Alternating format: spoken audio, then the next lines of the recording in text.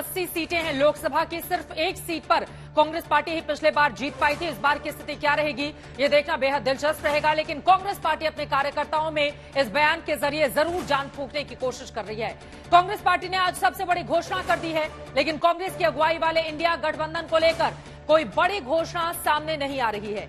एक तरफ एनडीए के नेता पीएम मोदी के नेतृत्व में बैठकें कर रहे हैं, चुनाव की तैयारियां कर रहे हैं, सीटों पर बात हो चुकी है, सीट दर सीट लगातार समीक्षा हो रही है। उधर इंडिया गठबंधन के अंदर रोज कहीं ना कहीं से बयानबाजी सामने आ जा रही है। आज भी महाराष्ट्र में शरद पवार और उद्धव ठाकरे की बैठक की खबरें सामने आई। उसके पहले कांग्रेस पार्टी ने कल बड़ी बैठक करके लोकसभा चुनाव की तैयारियों पर मंथन किया है, लेकिन इंडिया गठबंधन के अंदर अभी तक रोड मैप क्लियर नहीं हो सका है। नीतीश कुमार का दिल्ली दौरा भी बेकार चला गया। अब उम्मीद मुंबई में होने वाली अगली बैठक पर टिकी हुई है, क्योंकि इंडिया में शामिल बड़े घटक दलों की कोशिश है कि मुंबई वाली बैठक से पहले महाराष्ट्र, बिहार और उत्तर प्रदेश में आपसी सीट बंटवारे तैयार कर लिया जाए। हालांकि ये आसान नजर नहीं आ रहा है। यूपी से लेकर केरल तक इंडिया गठबंधन के अंदर कंफ्यूजन की स्थिति दिखाई दे रही है। 2024 में वापस आने के दावे के आगे इंडिया गठबंधन की तैयारी एकजुट होने के बाद बीजेपी चुनाव की घोषणा से पहले ही एक्शन में आ चुकी है। बराबर की टक्कर देने के लिए इंडिया गठबंधन को एकजुट बनाए रखना बड़ी चुनौती है। इन सभी सवालों पर आज के दंगल में होगी बड़ी बहस, लेकिन उसके पहले हमारी ये रिपोर्ट देखिए।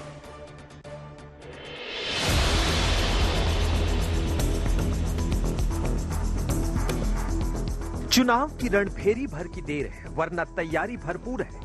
बीजेपी का आत्मविश्वास किला चढ़कर बोल रहा है। विपक्षी इंडिया गठबंधन उस भरोसे को ललकार रहा है। एक के पास काम की ताकत 2047 का विजन है, दूसरे के पास सत्ता की लड़ाई में 26 कदम। अगली बार 15 अगस्त को इसी लाल किले से मैं आपको देश की उपलब्धियां आपके सामने मैं प्रस्तुत करूंगा। महाराष्ट्राचे एक मुख्यमंत्री होते, त्यांचं नाव देवेंद्र फडणवीस। त्यांनी सांगितलं होतं मी पुन्हा येईल, ते पुन्हा आले, पण मुख्यमंत्री म्हणून आले खालच्या रायकर। जाहिर तौर पर दोनों ओर से महामुकाबले में जोरदार टक्कर की तैयारी है, लेकिन एनडीए एक्शन में है। इंडिया गठबंधन में अभी बहुत कंफ्यूजन है। मिसाल के तौर पर देखें तो एनडीए का नेता क्लियर है, इंडिया का कन्वेनर भी नहीं चुना जा सका है। एनडीए का एजेंडा क्लियर है, इंडिया का एजेंडा सिर्फ बीजेपी को हराने तक ही क्लियर है। एनडीए के अंदर सीट बंटवारा तकरीबन साफ है, इंडिया के अंदर सीट पर चर्चा तक नहीं है। एनडीए के घटक दल चुनाव में जुटे हैं, इंडिया के दल गठबंधन छोड़ने की धमकी दे रहे हैं। हालांकि इंडिया गठबंधन के अंदर सरगर्मी खूब है। अभी शरद पवार अजीत पवार की मुलाकात पर चर्चा है, कभी शरद पवार अजीत पवार की मुलाकात पर चर्चा है, कभी दिल्ली में कांग्रेस और केजरीवाल की पार्टी की तू मैं की चर्चा है, तो कभी नीतीश कुमार के दिल्ली दौरे की चर्चा है।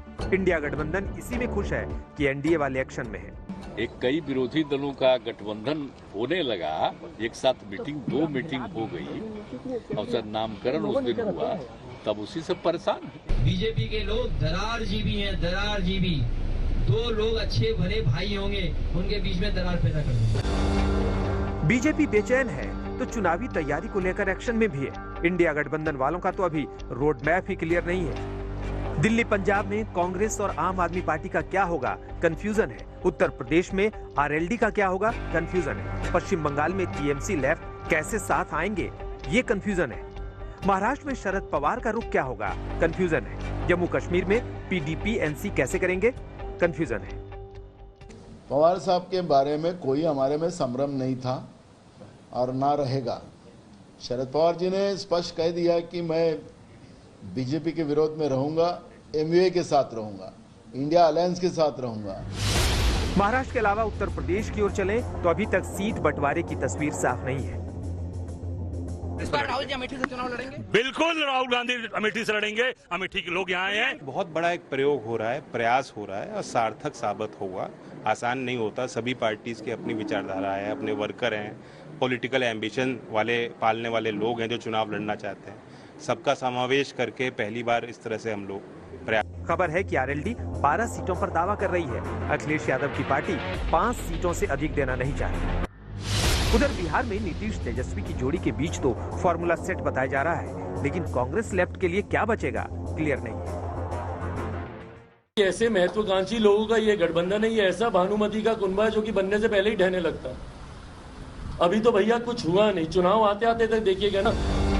लेकिन इंडिया गठबंधन का आत्मविश्वास अभी दरका नहीं है। 31 अगस्त और 1 सितंबर को मुंबई में बैठक होने वाली है। ये और बात है कि इस बैठक से पहले घटक दलों के अंदर बयानबाजी थमती नहीं। अब इंतजार है 1 सितंबर का, जब इंडिया गठबंधन 2024 के चुनावी महारण में उतरने की रणनीति साफ करेगी। आज तक ब्यूरो।